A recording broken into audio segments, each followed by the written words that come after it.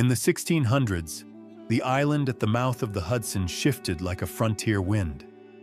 First a modest Dutch trading post called New Amsterdam, then a coveted foothold for rival empires. Wooden houses, muddy lanes, and a stout little fort framed its early life. When English ships loomed offshore, the colony changed hands without a battle, its Dutch speech giving way to a new authority and a new name. By century's end, the settlement stood restless and growing, a crossroads of ambition on the edge of a vast continent. This is New York in the 1600s. In 1609, Henry Hudson's landing marked the first European foothold along the river that would take his name. His crew stepped onto a wooded tidal shore alive with Lenape trade routes.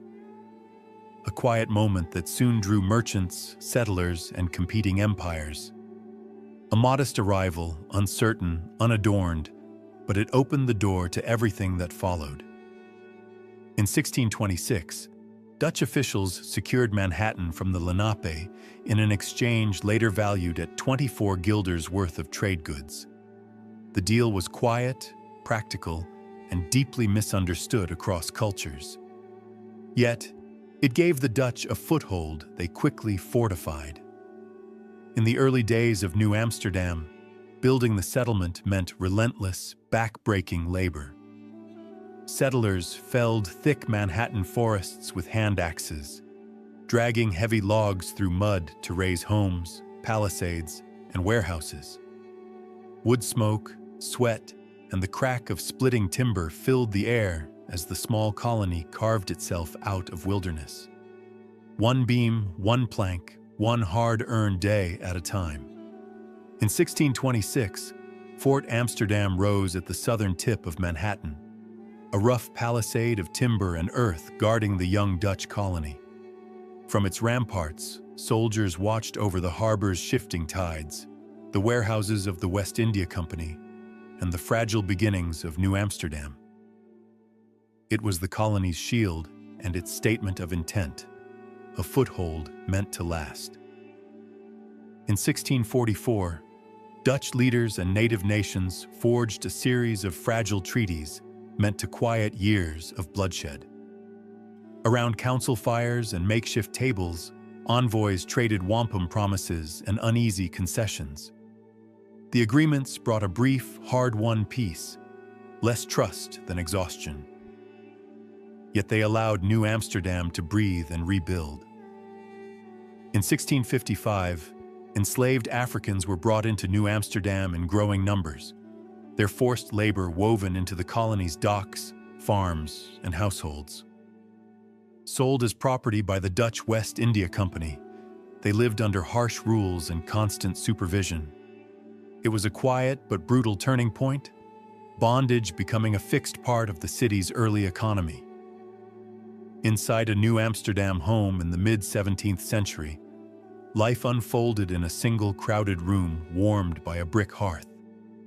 Light filtered through small leaded windows, falling across rough-hewn tables, wool blankets, and pewter dishes stacked neatly on shelves. Families rose early to the smell of porridge and the scrape of wooden stools, children helping grind grain or fetch water, while adults tended to chores, mending nets, cutting firewood, preparing salted meats for winter. The air carried a mix of wood smoke, drying herbs, and the damp scent of river winds slipping through the cracks.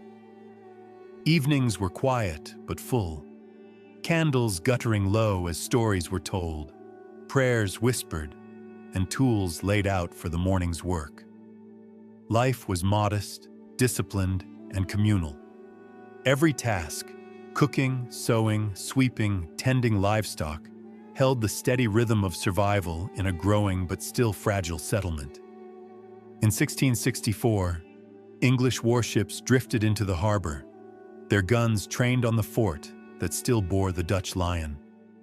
Outnumbered and divided, New Amsterdam offered little resistance. Stuyvesant's protests faded beneath the colonists' desire for calmer rule.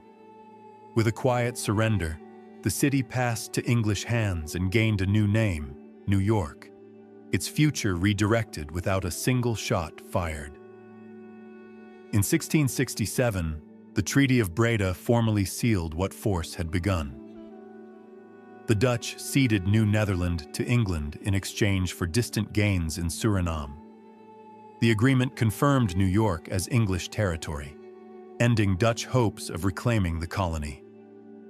With a stroke of diplomacy, the city's new identity, its laws, loyalties, and future became fixed on the English side of empire. In 1673, Dutch ships swept into the harbor and reclaimed the city with sudden force, renaming it New Orange and restoring old banners for a single restless year. But diplomacy moved faster than cannons. By the next treaty, the colony was returned to England. New Orange once again became New York. The moment was brief, a flicker of the old Dutch world before the English future closed firmly around it. By 1679, the old Dutch Stad Huis served as New York City Hall, a leftover of New Amsterdam, now beating under English rule. Merchants, magistrates, and clerks moved through its cramped rooms, settling disputes and recording the business of a growing cosmopolitan port. The building stood as a reminder of the city's Dutch past, still useful, still central, even as New York pushed into its new identity. Around 1680, New York was expanding quickly under English rule. The population topped 4,000. New brick houses rose along the streets, and the port grew busier with Atlantic trade. At the same time, the enslaved population increased sharply, shaping the colony's labor force and daily life. By 1679, New York's Great Dock stretched into the East River as the colony's busiest gateway. Merchants, sailors, and laborers crowded its planks, unloading barrels of sugar, furs, and tobacco while new ships pressed in from the Atlantic. The dock's constant creak and roar signaled the city's growing ambitions, a small port rapidly becoming a vital link in the empire's trade. By 1680, New York's homes still showed strong Dutch influence, steep gables, brick facades, and thick wooden beams. Despite years of English rule, newer buildings added English touches like sash windows or broader chimneys, but the streets remained visibly Dutch in shape and style. The city, like its people, was still a blend in transition. The old defensive wall still marked the northern edge of the settlement, running along the line that would become Wall Street, its timber ramparts aging but intact. Where the wall met the East River stood the Watergate, a modest fortified passage where carts, travelers, and river goods entered the town under watchful guard.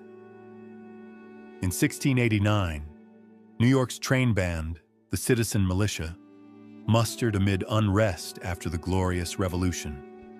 Merchants, artisans, and laborers drilled on the commons, a mix of Dutch, English, and colonial-born men caught in shifting loyalties.